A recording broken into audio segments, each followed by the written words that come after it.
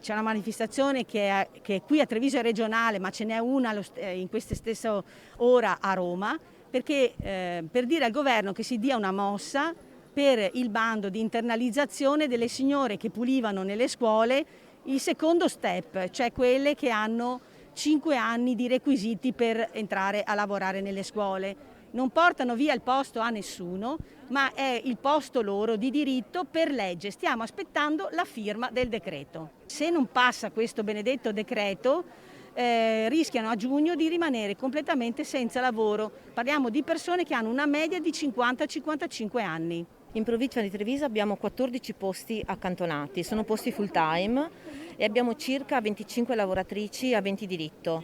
Le persone rimaste fuori invece, le lavoratrici rimaste fuori dalla prima internalizzazione sono circa 60 e chiediamo risposte anche per queste, perché il lavoro l'hanno perso e hanno diritto a un'occupazione proprio come le loro colleghe. Stiamo ancora aspettando, sia io e altre mie colleghe, di essere internalizzate almeno col secondo bando. A 57 anni mi ritrovo senza lavoro, in questo momento sono pagata miseramente con una FIS, lavoravo quasi 4 ore al giorno e si capisce che alla mia età è difficile trovare altro.